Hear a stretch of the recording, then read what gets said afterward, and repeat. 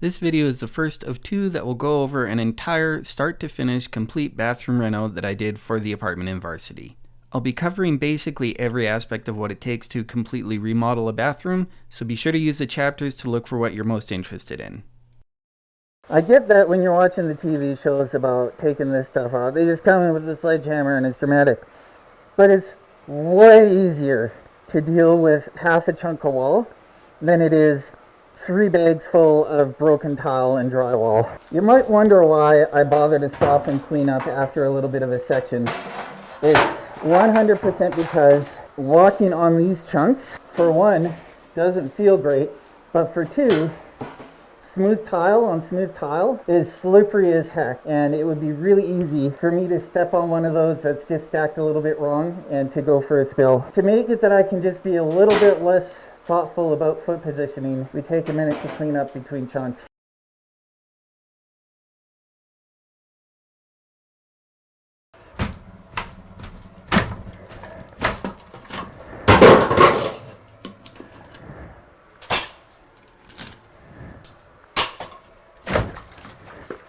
Oh boy, that'll be heavy.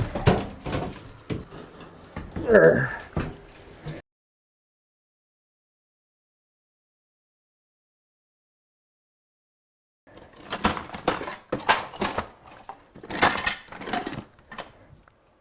I got it. I hear you judging. Just don't judge.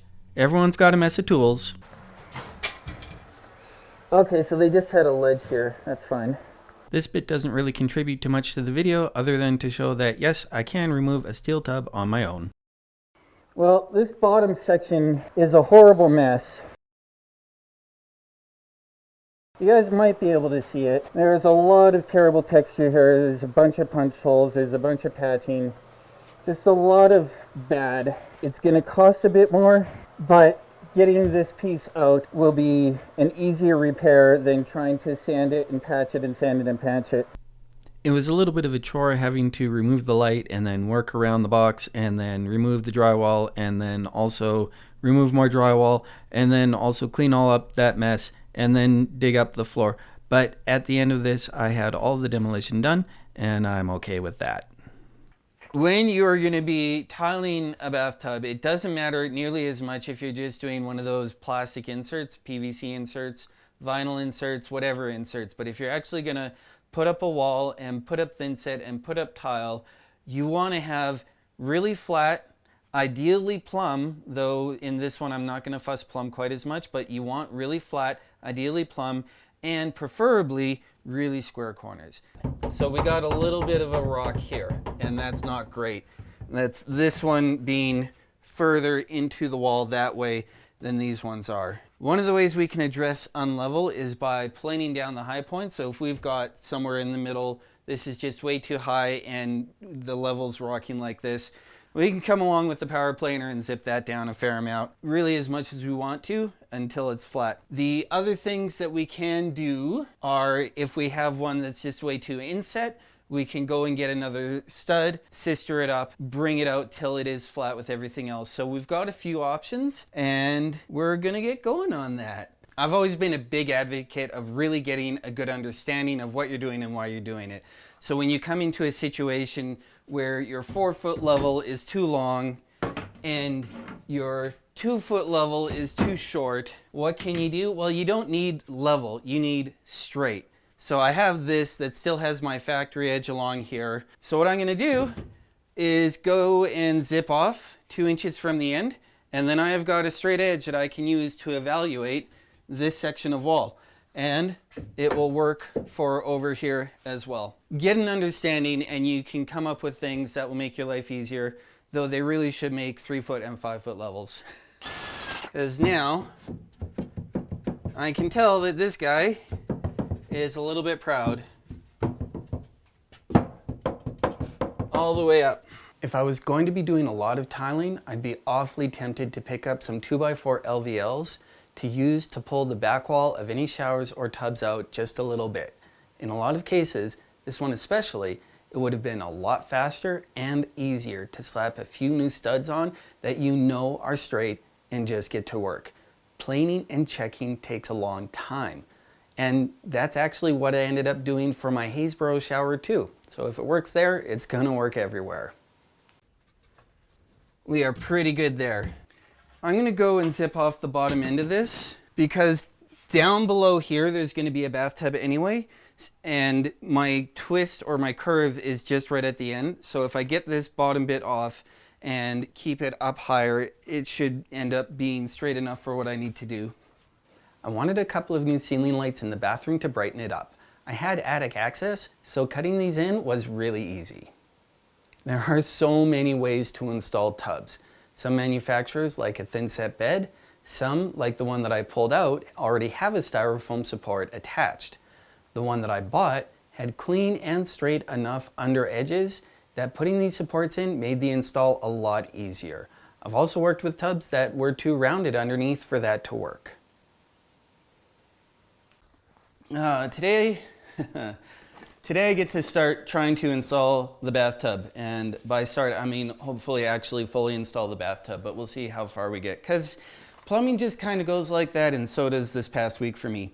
I have a very expensive box of matte black finishes, and so we're going to fit these on. That will let me set the lengths of the pipes that I need, because this one doesn't come with the pipes, it just comes with the fittings, these guys.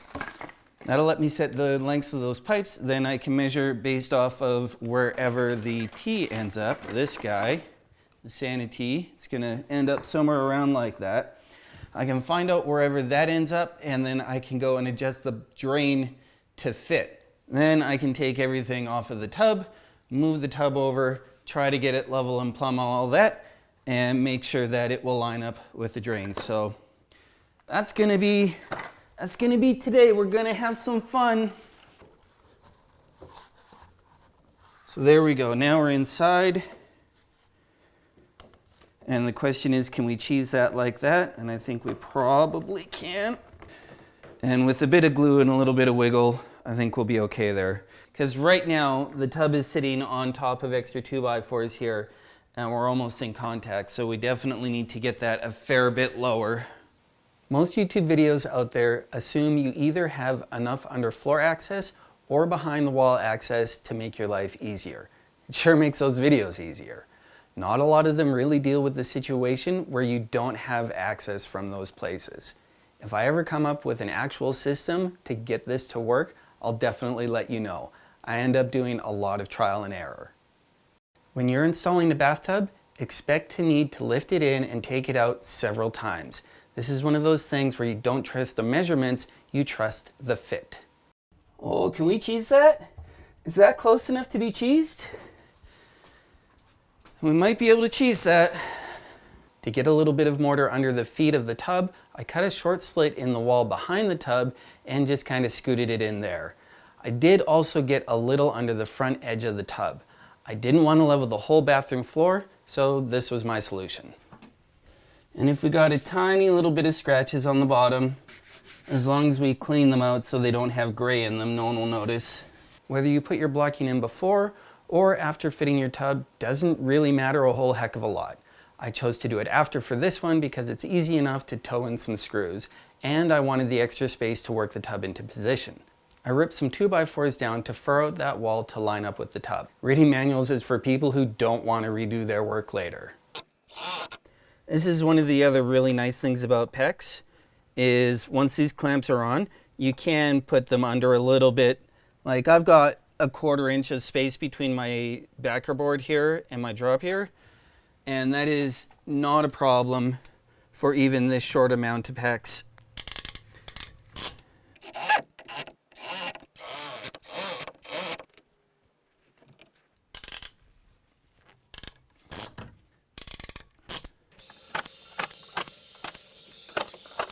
I like this tool.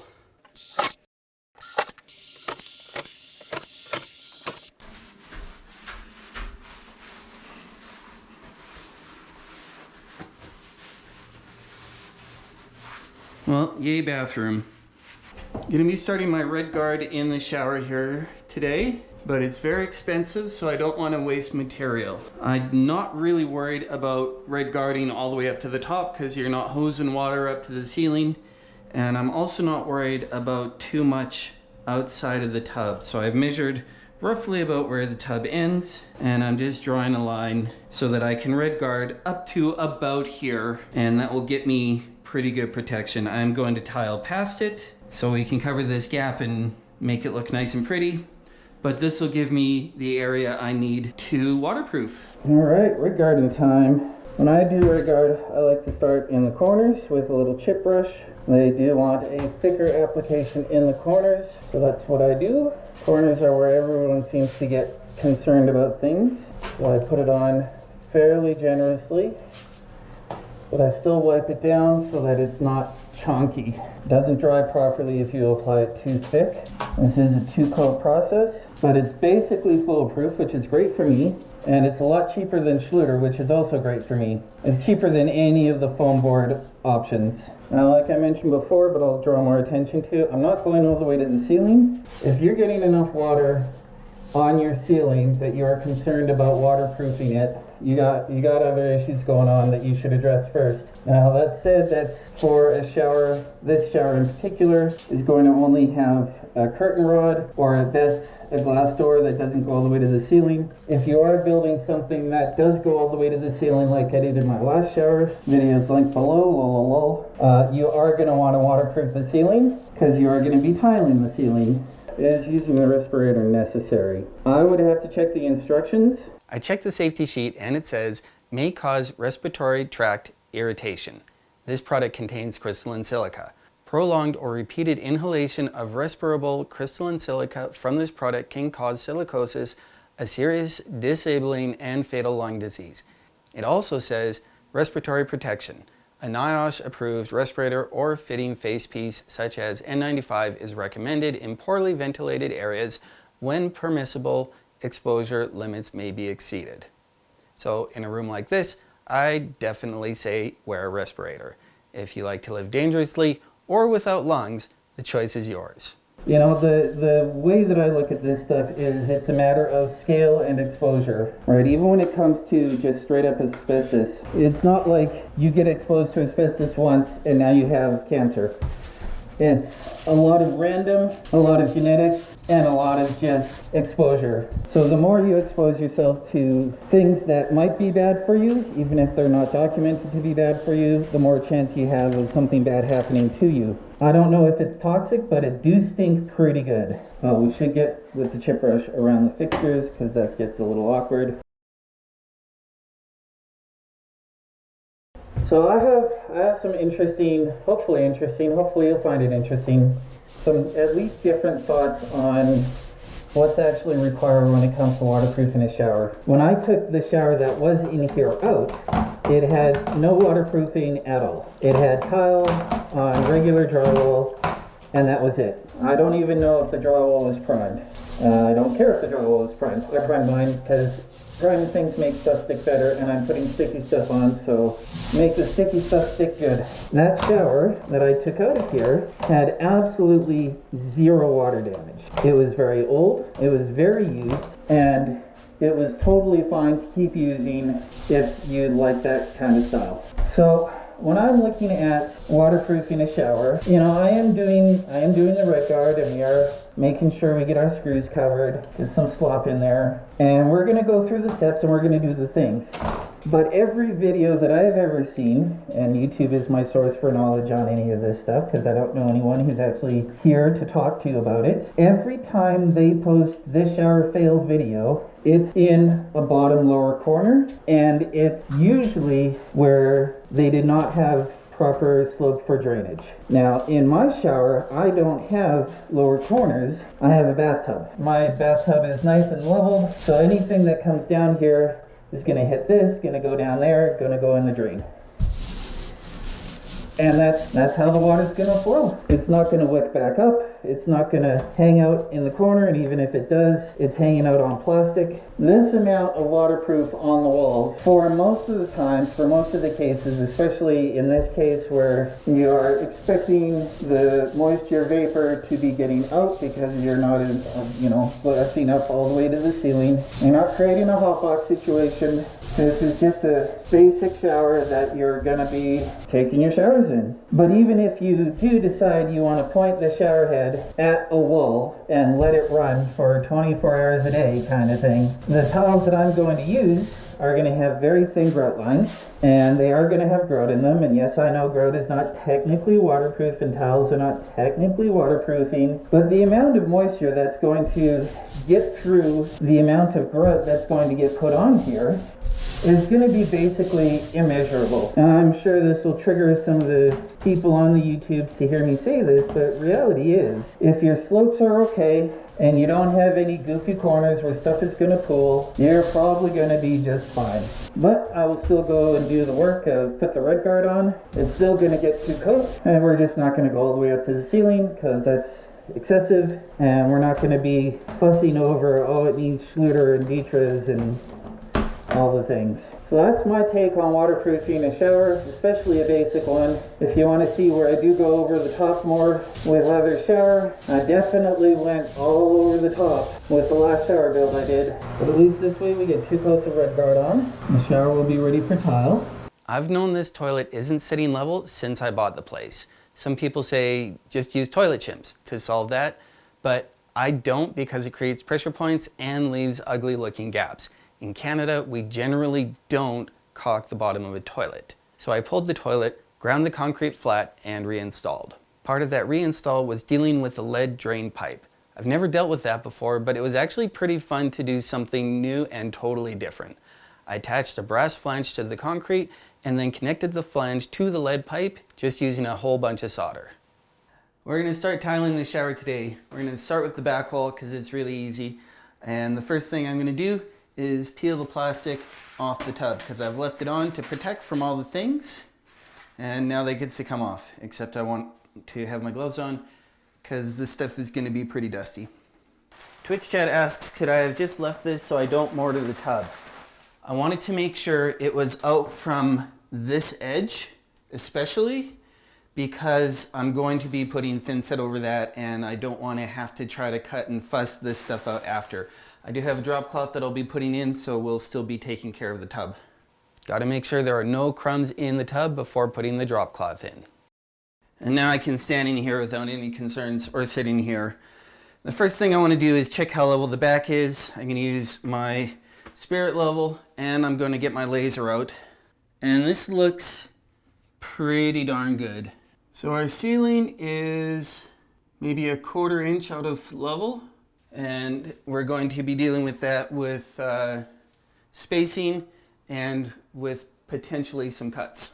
So we're going to aim for something kind of like this.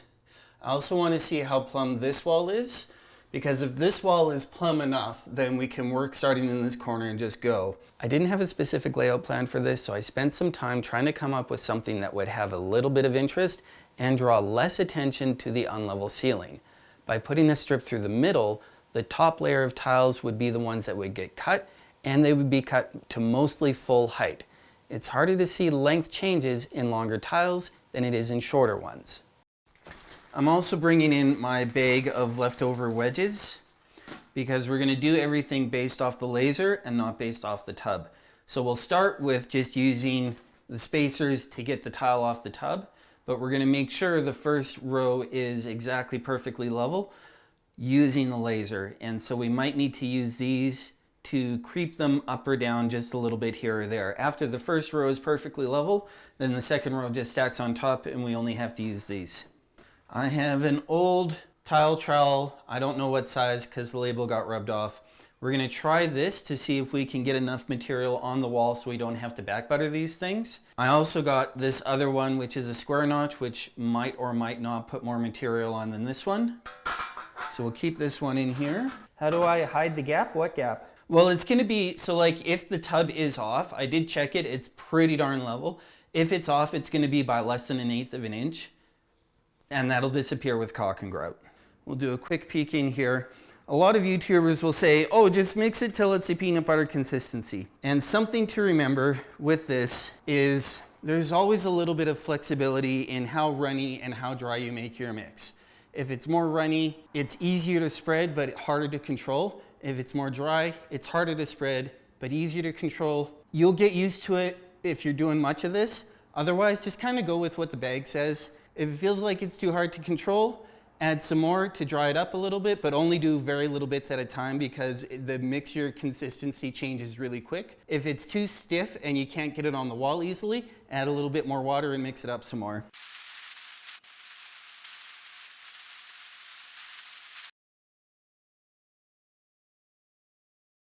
All right, now we get to find out if this trowel is enough on its own.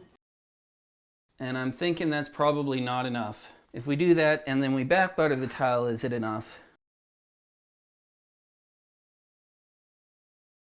All right, let's try this square one in case there's a chance that it puts enough material on that I don't have to back butter everything. Before everyone on the internet freaks out, remember these are walls, not floors. You only need enough thinset that the tiles will stay on the walls. They're not getting stepped on, so they're not going to crack. It felt pretty good, honestly.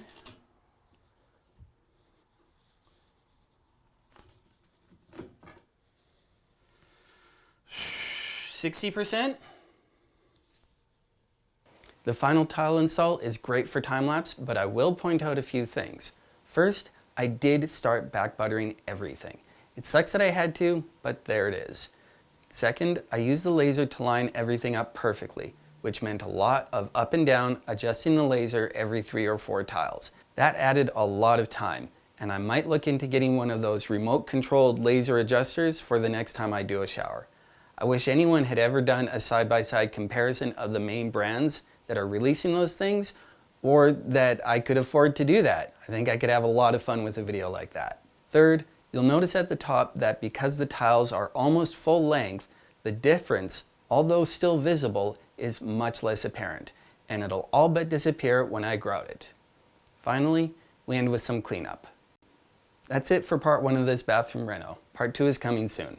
As usual, if you have any questions, throw them in the comments and I'll answer them at the end of the next video.